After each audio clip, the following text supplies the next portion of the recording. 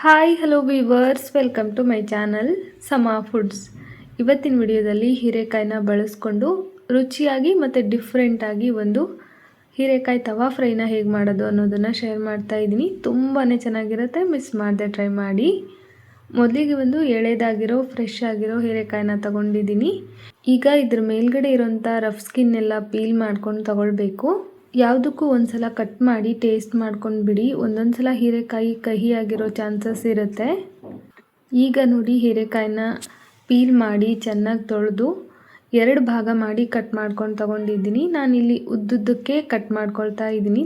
ಸ್ವಲ್ಪ ಮೀಡಿಯಮ್ ದಪ್ಪ ಇರೋ ಥರ ಕಟ್ ಮಾಡ್ಕೊಳ್ಬೇಕು. ತುಂಬ ತೆಳುವೂ ಮಾಡಬಾರ್ದು, ತುಂಬ ದಪ್ಪನೂ ಮಾಡೋಕ್ಕೆ ಹೋಗಬಾರ್ದು. ಈ ವಿಡಿಯೋದಲ್ಲಿ ತೋರಿಸಿದ್ದೀನಲ್ಲ, ಇಷ್ಟ ಆದರೆ ಸಾಕು. ಹೀರೆಕಾಯಿನ ಈ ಥರ ಕಟ್ ಮಾಡ್ಕೊಂಡಿದ್ದಾದ ನಂತರ ಅದನ್ನು ಅದೇ ತಟ್ಟೆಯಲ್ಲಿ ಸ್ವಲ್ಪ ಪಕ್ಕಕ್ಕೆ ಎತ್ತಿಟ್ಕೊಂಡು 2 ಚಮಚ ಕಡಲೆ ಹಿಟ್ಟು, 2 ಚಮಚ ಬಾಂಬೆ ರವೆ ಅಥವಾ ಸಣ್ಣ ರವೆ ಅಂತೀವಲ್ಲ ಅದನ್ನು ತಗೊಂಡಿದ್ದೀನಿ. ಇದನ್ನು ಹಾಕೋದ್ರಿಂದ ಕ್ರಿಸ್ಪಿಯಾಗಿ ಚೆನ್ನಾಗಿ ಬರುತ್ತೆ. 1/4 ಚಮಚ ಅರಿಶಿನದ ಪುಡಿ, ಅರ್ಧ ಚಮಚ ಧನಿಯಾ ಪುಡಿ, ರುಚಿಗೆ ತಕ್ಕಷ್ಟು ಉಪ್ಪು, 1 ಚಮಚ ಅಚ್ಚ ಪುಡಿನ ಸೇರಿಸ್ತಾ ಇದ್ದೀನಿ. ನಿಮಗೆ ಖಾರಕ್ಕೆ ಎಷ್ಟು ಬೇಕು ಅಂತ ನೋಡ್ಕೊಂಡು ತಗೊಳ್ಳಿ. ನಂತರ ಅರ್ಧ ಹೋಳಾಗುವಷ್ಟು ನಿಂಬೆ ರಸನ ಸೇರಿಸ್ತಾ ಇದ್ದೀನಿ. ಇದು ಕೂಡ ತುಂಬ ಚೆನ್ನಾಗಿರುತ್ತೆ. ನಿಂಬೆ ರಸ ಬೇಡ ಅಂದರೆ ಹುಣಸೆ ರಸನೂ ಕೂಡ ಸೇರಿಸಿ ಮಿಕ್ಸ್ ಮಾಡ್ಕೊಳ್ಬಹುದು, ಅಥವಾ ಆಮ್ಚೂರ್ ಪೌಡರ್ನ ಕೂಡ ಬಳಸ್ಕೋಬಹುದು. ಹಾಗೆ ಒಂದು ಅರ್ಧ ಲೋಟ ಆಗುವಷ್ಟು ನೀರನ್ನು ಸೇರಿಸಿ ಮೀಡಿಯಮ್ ದಪ್ಪ ಇರೋ ಹಾಗೆ ಈ ಮಸಾಲೆನ ಕಲಿಸ್ಕೊಂಡು ತಗೊಳ್ಬೇಕು. ಬೇಕು ಅಂದರೆ ಮತ್ತೆ ಇನ್ನು ಸ್ವಲ್ಪ ನೀರು ಹಾಕ್ಕೊಂಡು ಮಿಕ್ಸ್ ಮಾಡ್ಕೊಳ್ಬೋದು.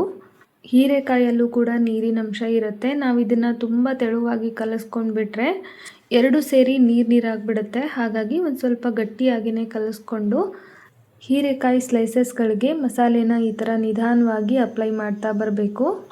ಈಗ ನೀವು ನೋಡ್ತಾ ಇರ್ಬೋದು, ಎಲ್ಲ ಹೀರೆಕಾಯಿ ಸ್ಲೈಸಸ್ಗಳಿಗೂ ಕೂಡ ಮಸಾಲೆನ ಅಪ್ಲೈ ಮಾಡಿ ಒಂದು ತಟ್ಟೆಯಲ್ಲಿ ತೆಗೆದಿಟ್ಕೊಂಡಿದ್ದೀನಿ. ಇದನ್ನು ತುಂಬ ಹೊತ್ತು ನೆನೆಸಬಾರ್ದು.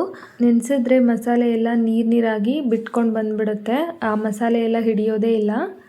ಸೊ ಈ ಥರ ಮಾಡ್ಕೊಂಡಿದ್ದಾದ ನಂತರ ಡೈರೆಕ್ಟಾಗಿ ನಾವು ಇದನ್ನು ಫ್ರೈ ಮಾಡ್ಕೊಂಬಿಡಬೇಕು. ಫ್ರೈ ಮಾಡ್ಕೊಳ್ಳೋದಕ್ಕೆ ನಾನು ಮೊದಲೇ ತವನ ಬಿಸಿ ಆಗೋದಕ್ಕೆ ಇಟ್ಕೊಂಡಿದ್ದೆ. ಬಿಸಿಯಾಗಿರೋ ತವಕ್ಕೆ 3ರಿಂದ 4 ಚಮಚ ಎಣ್ಣೆನ ಹಾಕ್ಕೊಳ್ತಾ ಇದ್ದೀನಿ. ನಾನಿಲ್ಲಿ ಸ್ವಲ್ಪ ಎಣ್ಣೆನ ಜಾಸ್ತಿನೇ ಹಾಕ್ಕೊಂಡಿದ್ದೀನಿ.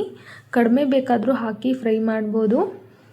ಸ್ವಲ್ಪ ಶಾಲೋ ಫ್ರೈ ಥರ ಮಾಡಿದ್ರೆ ಚೆನ್ನಾಗಿರುತ್ತೆ ಅಂತ ಹೇಳಿ ಒಂದು 3ರಿಂದ 4 ಚಮಚ ಎಣ್ಣೆನ ಹಾಕ್ಕೊಂಡಿದ್ದೀನಿ. ಈಗ ಒಂದೊಂದಾಗಿ ಹೀರೆಕಾಯಿನ ತವಾದ ಮೇಲೆ ಜೋಡಿಸ್ಕೊಂಡಿದ್ದೀನಿ.